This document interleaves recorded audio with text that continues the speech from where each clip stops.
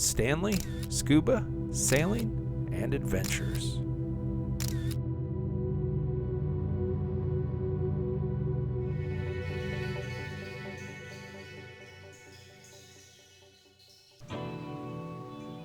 Continuing in my evaluation of Dehancer, today we'll be looking at Dehancer for Adobe Lightroom Classic, and we'll start with the installation.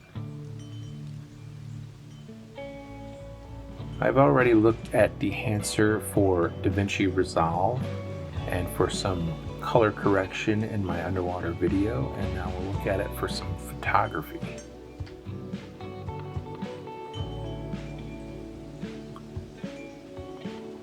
Get some warnings and some agreement information to agree to, and it's a pretty quick installation process.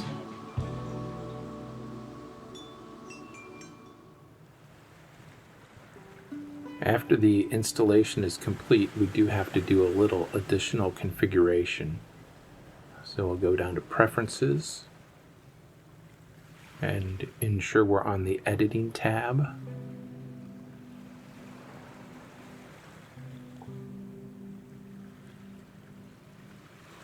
And we're going to create a new preset, and we'll name that Dehancer.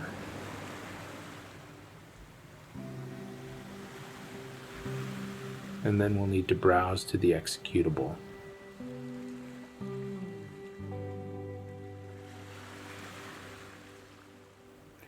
Now we can simply right-click on our photo and select Edit in Dehancer.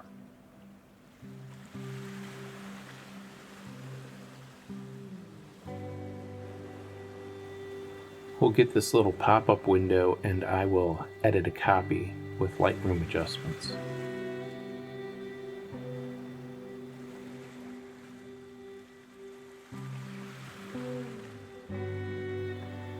And that'll pop open Dehancer. I'm running multiple monitors. Mine actually opened on the other monitor, so I'll drag that in. You see we have a message here about Dehancer license limitation. So it looks like I need to activate my license.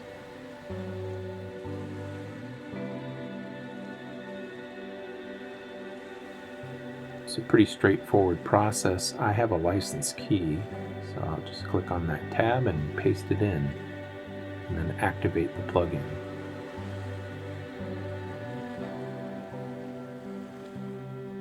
Run the update.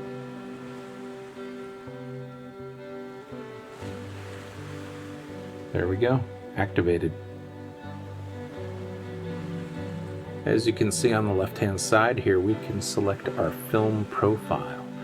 I'm going to be working with some photos I took at the beach in San Diego, and I really wasn't happy with these photographs. It was a really bright sunny day. There was really too much sunlight. So I'm going to see if I can breathe a little life back into these photographs with Dehancer.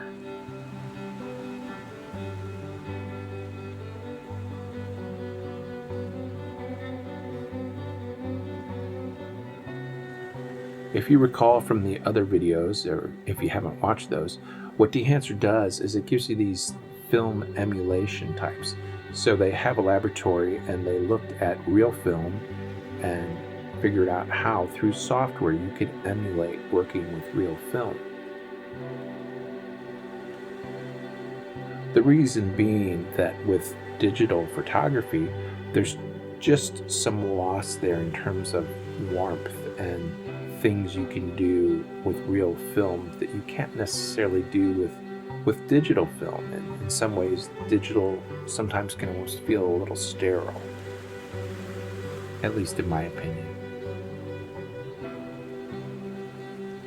I have plenty of opinions, and I'm usually not shy about sharing those.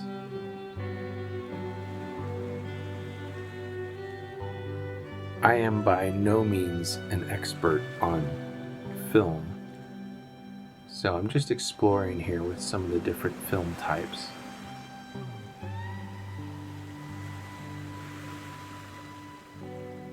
I know what I like to look at, and I know it's pleasing to my eye, so I'm really totally just going by feel here.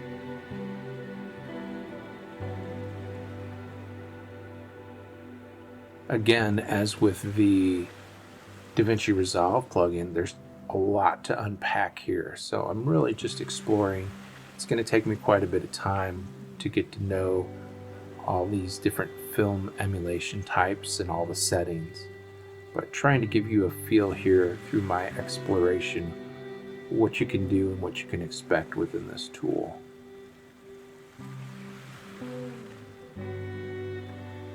I didn't really do any adjustments to these photographs in Lightroom. There was no pre-processing, so the exposure compensation here is not on top of anything already done in Lightroom in this instance. Now, from the selection I made, you could see you could pull something in that you've already done some pre-work with in Lightroom Classic, and then I guess you could just use some of the Dehancer features other than source modification.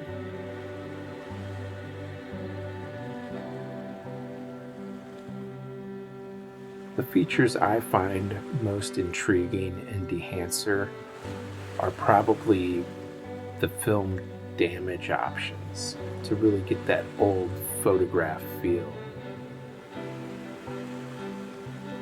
And I'm working my way down to those.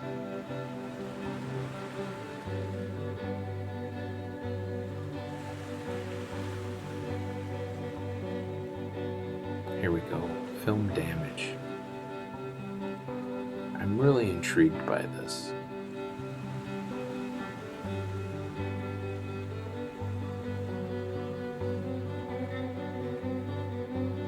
I love old photographs, especially old prints. I think they just have so much character.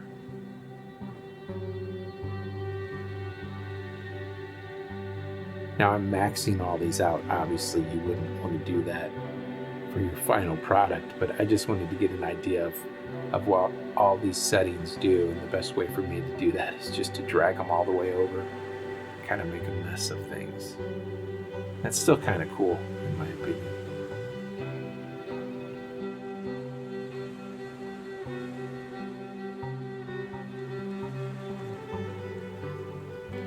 Jumping around a bit, there's a vignette option here at the bottom. Let's explore this a little bit.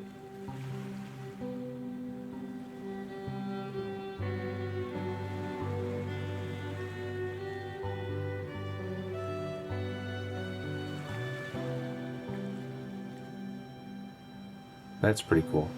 Anyway, again, there's just so much to unpack in this product. Lots of options.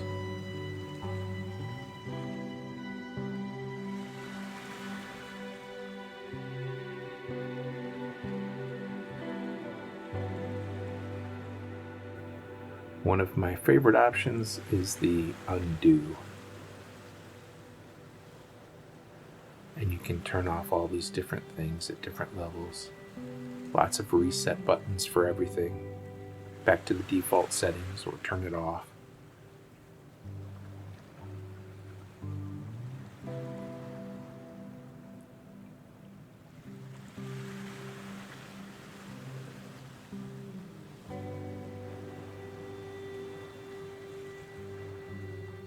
Halation and bloom are pretty interesting settings. I like that.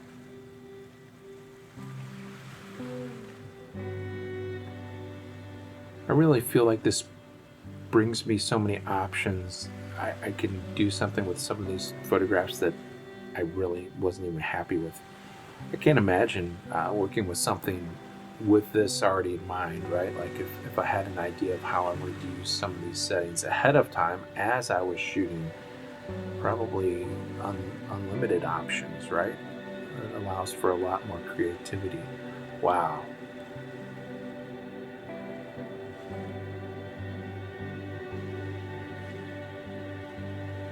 Maybe I like this photograph more than I did when I first looked at it.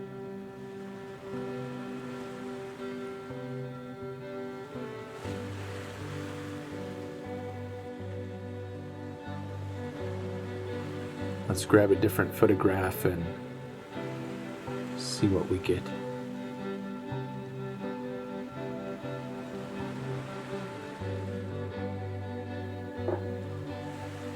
I'll make a film selection and we'll do a little adjustment with the push-pull.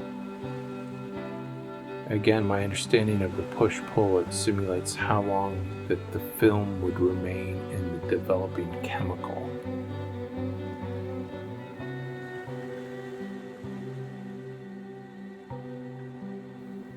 Jump over here to the film developer, enable that, make some adjustments on the contrast. Jump down here to the film grain. I want to add a little graininess to this. Try 35mm ISO 500. Try adding a little bloom.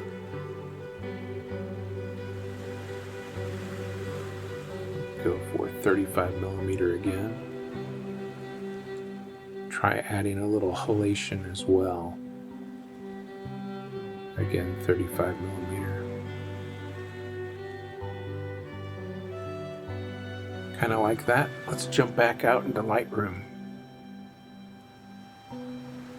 And here's our before and after. I really feel like the sky is a lot more natural. I took a lot of that purple out of the sky, and the photograph just feels a lot warmer to me.